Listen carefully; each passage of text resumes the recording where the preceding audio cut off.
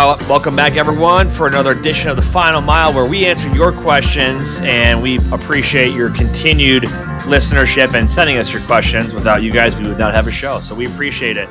Make sure to continue to share us with your friends in the industry. Leave that review. Check out our entire library on our website for all of our content at freight360.net. And make sure to check out the Freight Broker Basics course if you want to learn more about our training. Full course on how to start a brokerage, get customers, grow that carrier network, and hire the right employees. And please, to support this channel, please support the sponsors listed in the description box. And without further ado, we'll get into it. Ben, our first question comes from Amir. He says, how do you onboard a 1099 agent? What documents are needed?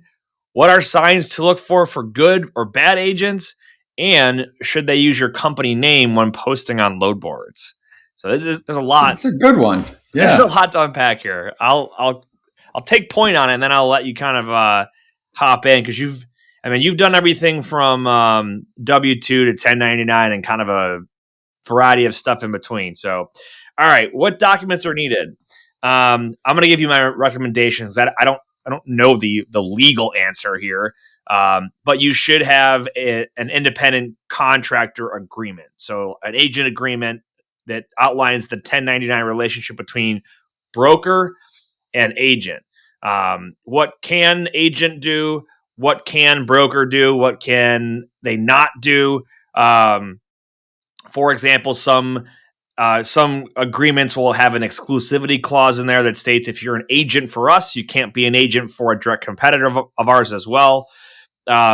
Some will tell you that we can provide you with X, Y, and Z for software, but we cannot provide you with marketing material, business cards, stuff like that. Definitely, I recommend getting with both an attorney and a tax pro when it comes to a 1099 relationship, because the IRS does draw a pretty firm line with those relationships. If you listen to our episode from last Friday, Beth Carroll was on, and she called it, was it the arm's length? Arm's length transaction. Yeah, it's supposed to be an arm's length transaction. That's pretty common phrasing. So signs to look for good and bad agents. Well, I've been in the agent space for quite a while, and I'll tell you stuff that I look for. Perfect agent, someone who's got experience. They've got a customer base of loyal customers, great communicator. They share the same values and work ethic that you do. Someone that you could trust, right? Those are like your basic good signs. Bad signs, they don't know what they're talking about when they talk about freight, right? So it's hard to vet out an agent if you don't see them in person and spend time. But oftentimes I'll just ask somebody like, well, tell me about your book of business. And they're like, do some stuff with trucks and they're like, basically they can't explain what their job is, which tells me they don't really truly have the experience. Or it's too limited, right? I talked to somebody earlier this year that, did a lot of work in customer carrier sales and then moved over to a customer facing role. And he spent 5 years at like a big, I'm assuming it's a top 10 company. I won't name them. But then we're talking more and he's like, yeah, I was just, I was assigned those accounts. I've never actually had to go out and prospect my own. And I'm like, oh boy.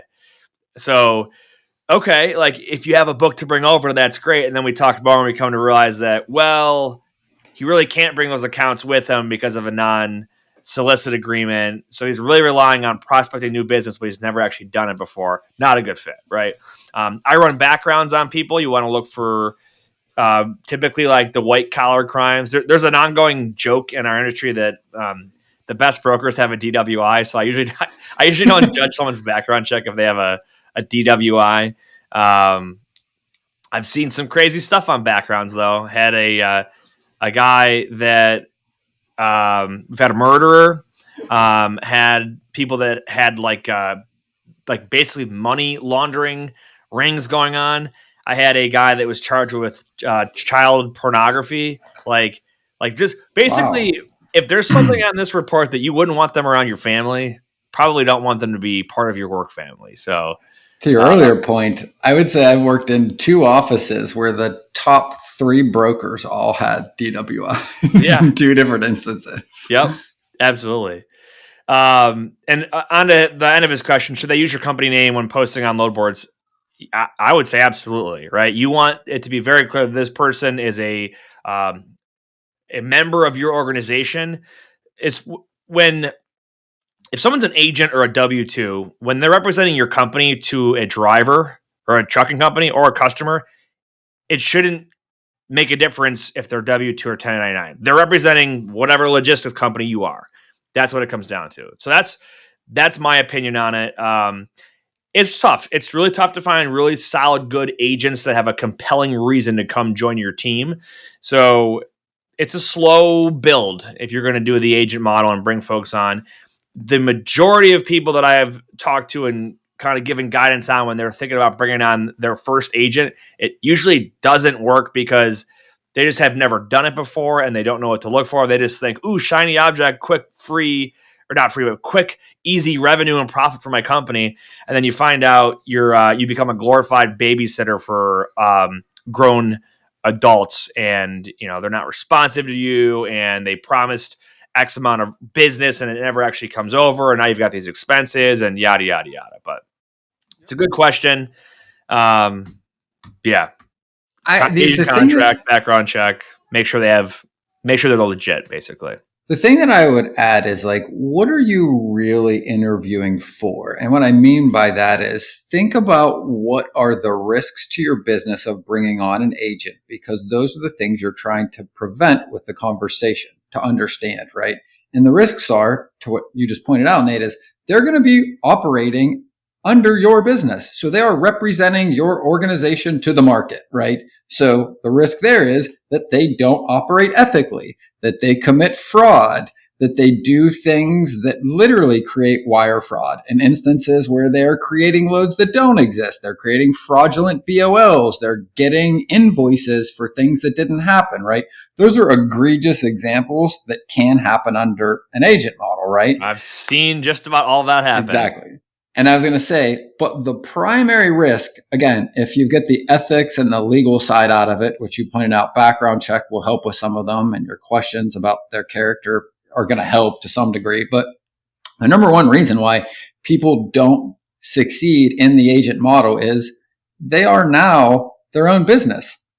And yeah, that sounds great, but nobody ever thinks through the other side of that is, are you going to do what you said you were going to do when there's nobody looking over your shoulder or making sure you do? You don't have a boss anymore. You have no boss.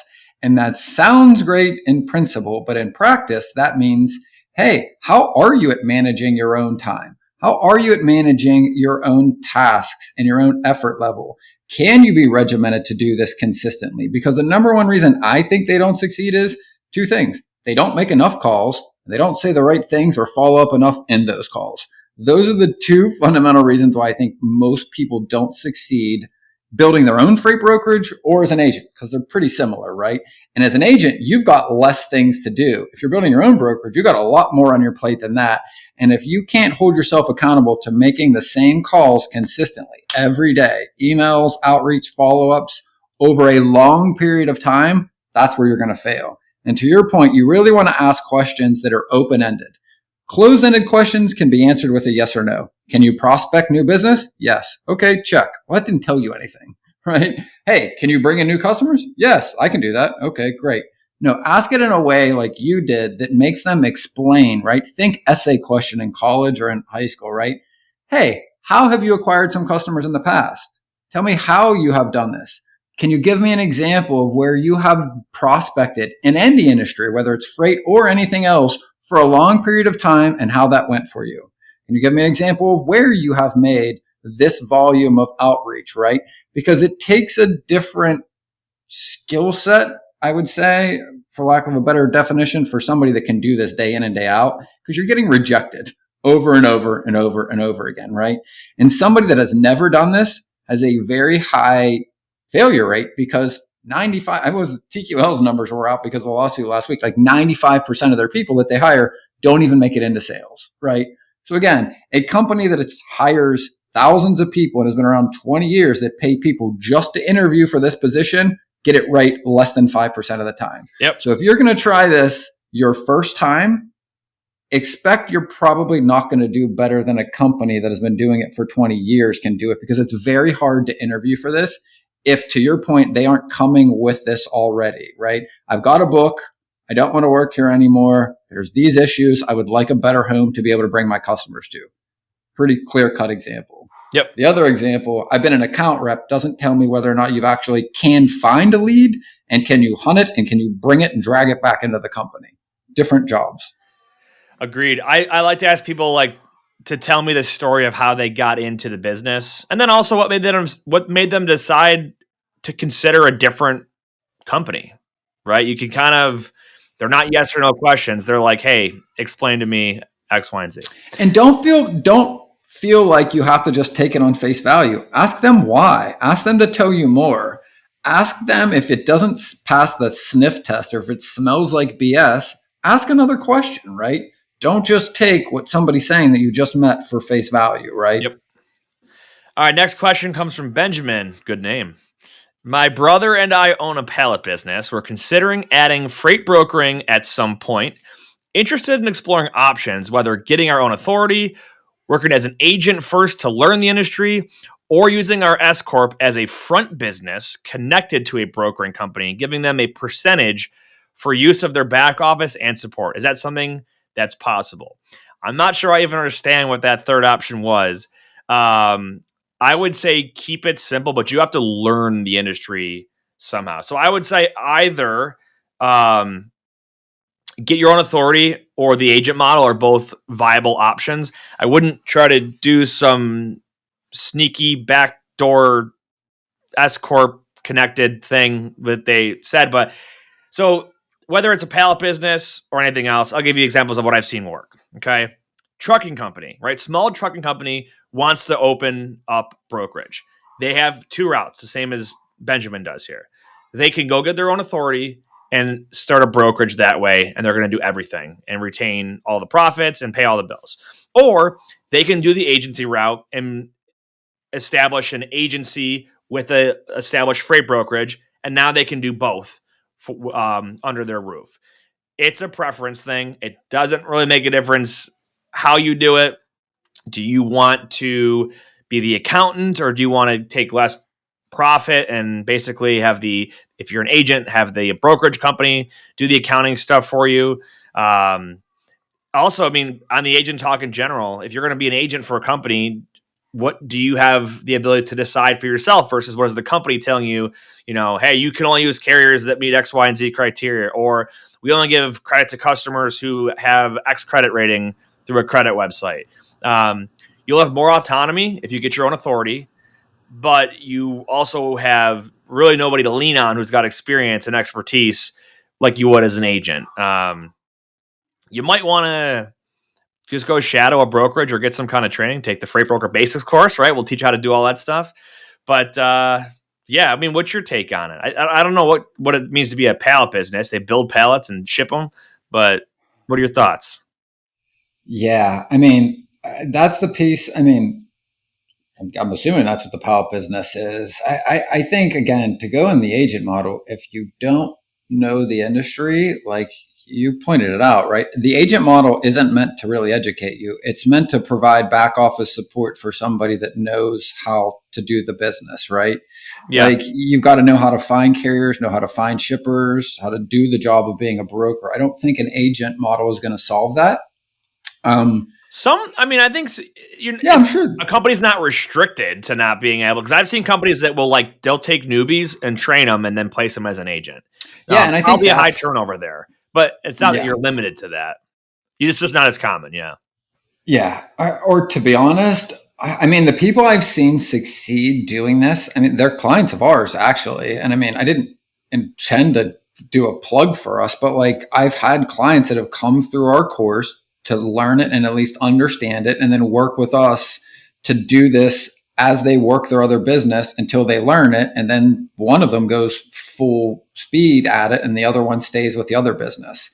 So, I mean, we could do that with somebody like this between our course and coaching, Or I think even if it isn't our system, if you went with somebody else that could help mentor you through it, because there's a lot of risk to doing this, especially if you're going to attach it to an existing business, whether they're in the same entity or not, right? Like the prevalence of fraud, understanding how to avoid this. I mean, there are real risks in our business that really weren't around 3 or 4 years ago that I would not do this without someone's guidance, because you might think you're moving in a direction that sounds great. And now all of a sudden you got a claim, you don't have the right insurance, and you might end up in a worse position than you started with. And to me, that's a bigger risk than taking your time to doing it with somebody that can help you do this the right way. Like to me, I've always, in every business I've ever started, like I've gone through and spent more time understanding it before I've jumped in. And not everybody has to do it that way. That's just my personal preference. Because I think there's just a lot to lose now. And, 5 or 6 years ago, I don't think it was necessarily the case. But you could get a lot of issues with double brokering and fraud by not understanding how to vet carriers, what you're doing, not having the right coverage for things. And we're just seeing it more and more this year than we saw it last year. And I just don't think it's going away anytime soon. And to me, that risk, you only mitigate it through experience or working with somebody that has enough experience to help you with it. So If you are going to start your own authority, I would find somebody that can help guide you through it. For sure. Next question from Seth Twinder. I live in Canada. Can I use a broker license to move freight within the U.S.? Or am I restricted to moving freight only within Canada to U.S., and U.S. to Canada? So basically they're saying, can I move domestic U.S. freight, or does it have to involve Canada at some point? So here's what we don't know is what kind of license they have. So here's something that I didn't know until recently. The Canadian freight brokers freight brokerage in Canada is completely unregulated except for in Ontario and Quebec. And those two provinces specifically issue licenses for Canadian brokerage authorities from their province. So like if I live in Toronto, Ontario, and I want to be a Canadian freight broker, I have to go to the province of Ontario's transportation department that issues licenses for brokering and get it through them. Same with Quebec.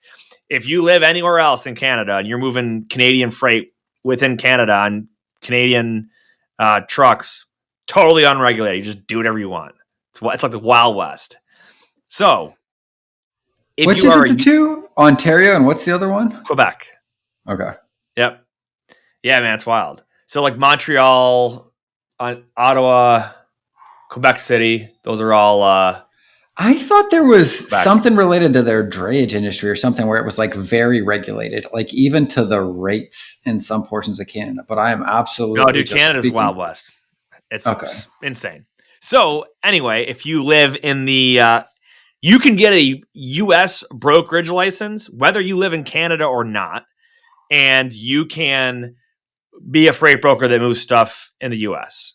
Absolutely, yes. I've worked with people in the past that lived outside of Toronto, and their company became a freight brokerage, right? And you could do it as an agent. We've been talking about agents, right? You can just contract with a U.S.-based brokerage, or you just start a U.S.-based LLC and apply for your authority. So, yeah, absolutely. Do they need somebody in the U.S.? I'm sorry. Like, what's that? Do they also need somebody in the United States to get the license since they're in Canada? Is that how that works? There's a ton of companies that you can use that will set up a U.S.-based LLC for you with a U.S. bank, a PO box. Think about the amount of companies that are, or industries that have people living in foreign countries that are work with American, in the United States. There's a different tax form. Instead of a W-9, you have a W-8-BEN, which is American-owned dollars that are for a non-American, basically. So if you're an agent, you would fill out a W-8 instead of a W-9. But your company can register as a foreign entity, or you can create a U.S.-based company and broker in the U.S. Next question. This measurement 127 asks, what annual fees do brokers have to pay? Well, once you get your authority, that application fee is one time. There is the the UCR, the Unified Carrier Registration, which is for all brokers and carriers to pay annually. As of 2023, it's only $41 a year for brokers. Trucking companies pay it based off their fleet size. So you're going to have the UCR every year. You're going to have if you have a bond instead of a freight broker trust, you're going to pay your annual bond premium, which will range. Might be $1,500, $3,000, depends on your credit and what your history is with the bond company. That would be, I'm thinking like bare bones minimum. I think that's your only. Oh, if you use a process agent company, they might have an ongoing annual fee. And then there's like the non-required things like subscriptions for a TMS and your load boards and your email and your phone and your internet and all that stuff. But bare bone minimum, there really is not a hefty cost outside of your bond. So yeah, man. The UCR, that one blows my mind. We did a video on it earlier this year, I think. Just go to our website and search UCR in the search bar. You'll find a blog, video, all on that, and it breaks it down. It's essentially, well, I got it pulled up here. Let me read it off. This is how I described it. In simple terms, the UCR is a revenue generating program for the 41 states that participate as of 2023, sort of like a tax on brokers and carriers. They just created like this whole registration thing and said, hey, you got to pay every year to do this. And yes, the money is essentially used to help fund state enforcement of safety regulations. So just a tax. But yeah, good question. Our last question comes from Lucid Guy 1930, who asks, does it matter which state I get my authority in? I mean, outside of quick answer is no, but the complicated answer could be there's different tax laws in different states, right? So if you create a company in a tax-friendly state, it could be more beneficial, right? I mean, you probably know more about tax-friendly states than I do and how that all works. Maybe yeah, not. But I don't even know that you need your authority in the same state your company is based, to be honest. Well, first of all, let's make it clear. The authority is not granted by the state. It's granted by the FMCSA. Federal government. But if I'm putting my address in, it really doesn't matter if it says you're in New York or Illinois. Correct. But depending on the tax, like if you create a company or a business entity in a certain state, there are definitely states that have different Delaware is the famous one. Things. Delaware is the famous one because they have the most lenient laws related to like corporate tax. So like most major companies are incorporated in the state of Delaware for that reason.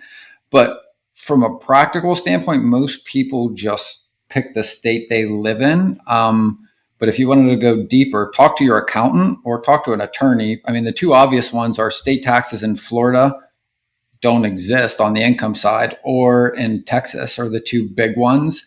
And most businesses will move to either state for that reason, because your authority, again, is granted by the federal government, which is all of the states. It doesn't care which state you're in. Which state you form your legal entity that owns it is the one that matters from a tax standpoint. And again, speak to your accountant, but those are the three big ones.